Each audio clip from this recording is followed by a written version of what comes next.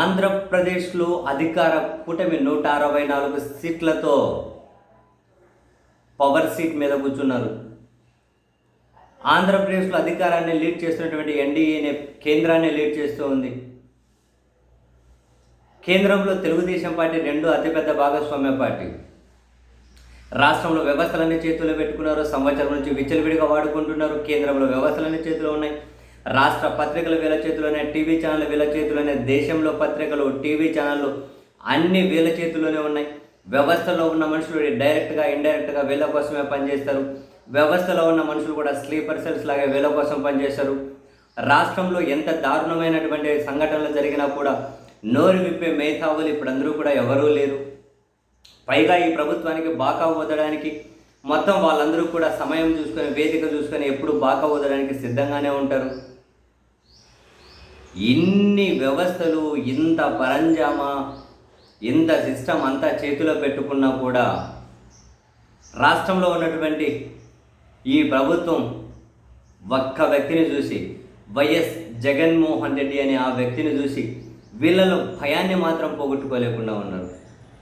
ఆ వ్యక్తి మీద ఉన్నటువంటి భయాన్ని మాత్రం ఏ విధంగా వీళ్ళ ఒంట్లో నుంచో వీళ్ళ మనసులో నుంచో తీసేయాలో వీళ్ళకి నిజంగా అర్థం కాకపోవడం మనకు ఆశ్చర్యాన్ని కలిగిస్తుంది. వైఎస్ జగన్మోహన్ రెడ్డి గారి నేతృత్వంలోని వైసీపీ కేవలం 11 సీట్లకు పరిమితమైంది. బట్ వాళ్ళకి తెలుసు ఎందుకు 11 సీట్లకు పరిమితమైందని. ఆ 40% ఓటు బ్యాంకు వచ్చింది. 11 సీట్లే. జగన్ వ్యూ పాయింట్లో చెప్పాలంటే ఏమో ఈ శకుని పాచికలు అర్థం కావట్లేదు అన్నారు.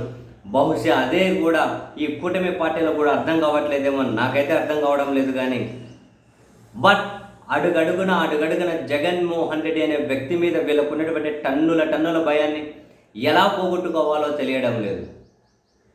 కేసులని, అరెస్టులని, ఆయనకు సంబంధించిన వాళ్ళ మీద కేసులు, అరెస్టులు నిత్యం అదే పని చేసుకుంటూ దగ్గర సన్నిహితులను, మాజీ ఐఏఎస్లను, మాజీ ఐపీఎస్లను, డీజీ ర్యాంక్ ఉన్న వాళ్ళను అరెస్టులు చేసి, సస్పెండ్ చేసి, జైళ్ళల్లో పెట్టి, చివరికి జగన్ చుట్టూ ఉన్న వాళ్ళను కూడా జైళ్ళలో పెట్టి, ఇక అదిగో నెక్స్ట్ జగన్మోహన్ రెడ్డిని అరెస్ట్ చేస్తారు అని చెప్పి ఆ సంకేతాలు అన్ని మీడియా సంస్థలకు అందరికీ కూడా ఇస్తూ, అదిగో సోన్సో డేట్ రోజు అరెస్ట్ చేస్తామని చెప్పి మళ్ళీ అధికార కూటమిలోనే అరెస్ట్ చేయాలని కొందరు, వద్దని కొందరు, అరెస్ట్ చేస్తే ఆయన గోడ కుట్టిన బంతిలా మరింత వేగంగా దూసుకొస్తారని చెప్పి కొందరు, లేదా ఆయన అరెస్ట్ చేసి మనం మానసిక సంతృప్తి అయినా పొందాలని కొందరు, లేదా అరెస్ట్ చేస్తే రాజకీయంగా నష్టపోతామని కొందరు, లేదా అరెస్ట్ చేయకపోతే రాజకీయంగా నష్టపోతామని కొందరు, అరెస్ట్ చేయాలంటే భయం, చేయకూడదంటే భయం. ఈ భయాన్ని మళ్ళీ తూకం వేసుకుంటూ ఉన్నారు. అరెస్ట్ చేస్తే ఎంత భయం ఉంది, చేయకపోతే ఎంత భయం ఉందని ఆ భయాన్ని కూడా మళ్ళీ మెజర్ చేసుకుంటూ ఉన్నారు. అంటే ఇంత దారుణంగా ప్రతి విషయంలోనూ ఎవరైనా ఇంత అఖండ మెజారిటీతో అధికారంలోకి వచ్చిన వాళ్ళు ప్రజలకు మంచి చేసి, వైసీపీ 11కే పరిమితమైంది, వాళ్ళను మళ్ళీ ప్రజల్లో లేవనీయకుండా చేయాలని చెప్పి అనుకుంటారు.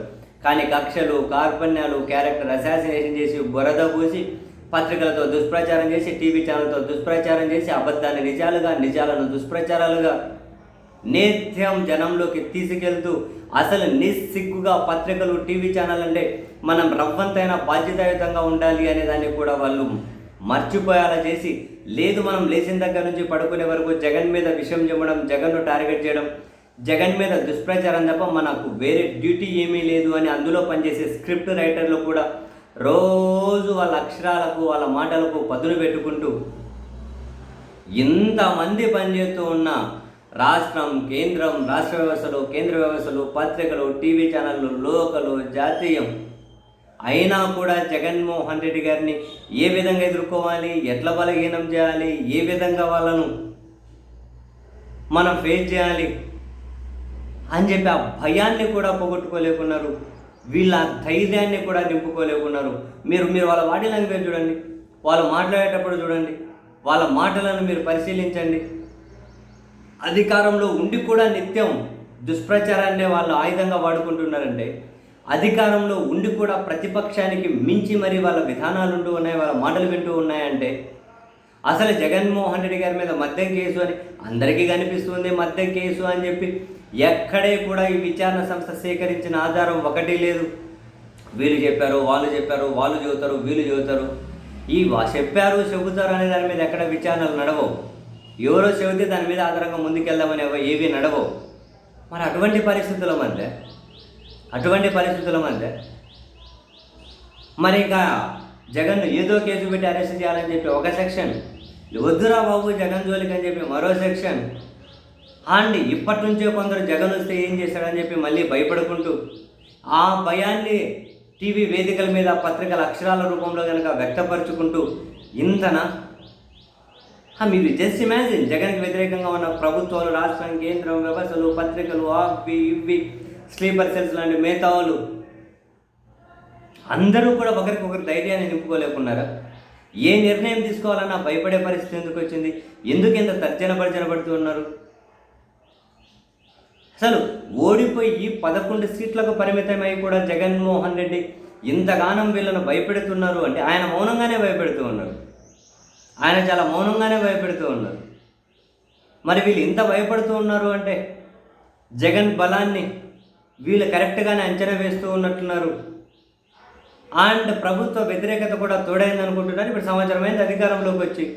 మరొక వైపు రాష్ట్రంలో ప్రధానమైనటువంటి సామాజిక వర్గాలు ఏదైతే ఉంటాయో ఆ సామాజిక వర్గాలు అంటే ఆర్థికంగా, సామాజికంగా కూడా బలమైన వాళ్ళని ఎవరైతే ఉంటారో సోకాళ్ళు, ఆర్థికంగా అయితే వాళ్ళే బలమైన వాళ్ళు, సామాజిక వర్గం మేమే బలమైనని చెప్పి అప్పటి నుంచి అనుకుంటూ ఉన్న వాళ్ళే కదా పోనీ అని వీళ్ళందరూ కూడా కూటమికే మద్దతుగా ఉన్నారు. మళ్ళీ ఈ రాష్ట్రంలో ఒక మారుమూల దగ్గర నుంచి కానీ వీళ్ళ ఈ సామాజిక వర్గాలు ఎక్కడో అమెరికా, ఆస్ట్రేలియాలో ఉన్న వాళ్ళు కూడా అవసరమైతే ఎప్పటికప్పుడు ఫండింగ్ ఇవ్వడానికి సిద్ధంగానే ఉన్నారు. అన్నీ ఆర్థికంగా, సామాజికంగా, రాజకీయంగా, వ్యవస్థల పరంగా, ప్రభుత్వాల పరంగా, మేధావు అనుకొని చెప్పుకునే వీళ్ళ పరంగా మధ్యలో ఇంకా సార్ ఏమంటారు, సినిమా వేదికల మీద నుంచి కూడా జగన్నే టార్గెట్ చేసుకుంటూ ఉండే వ్యక్తులు, శక్తులు తక్కువేం కాదు. ఇంత ఉన్నా కూడా జగన్ను చూసి వీళ్ళు భయపడుతున్నారు. జగన్కు వ్యతిరేకంగా ఏ నిర్ణయం తీసుకోవాలన్నా తటపటాయిస్తున్నారు, జుట్లు పీక్కుంటున్నారు, కన్ఫ్యూజన్లోకి వెళ్ళిపోతున్నారు. ఈ కూటమిలోనే 2 వర్గాలుగా వీళ్ళు భిన్నాభిప్రాయాల వ్యక్తపరుచుకునే విధంగా విడిపోతున్నారు. టన్నుల భయం ఎందుకు? కారణం ఏంటి? అసలు ఓడిపోయి కూడా 11 సీట్లకే పరిమితమై కూడా ఇంత భయపెడుతున్నారంటే నిజంగానే జగన్మోహన్ రెడ్డి తనకు మొన్నున్నటువంటి ఓటు బ్యాంకు పెరిగింది అన్న నిజం కూటమికి అర్థమే ఉంటుంది. జగన్ పాలనతో మన పాలనను కంపేర్ చేసుకుంటున్నారు అన్న నిజం కూటమికి అర్థమే ఉంటుంది. జగన్ సంక్షేమాన్ని మనతో కంపేర్ చేసుకుంటున్నారు అన్న నిజం వాళ్ళకి అర్థమయ్యే ఉంటుంది. జగన్తో పోలిస్తే మనం చాలా వెనకబడి ఉన్నాం పాలనలు అని ప్రజలు అనుకుంటున్నారన్న నిజం కూడా వాళ్ళకి అర్థం కాకుండా ఉంటుందా?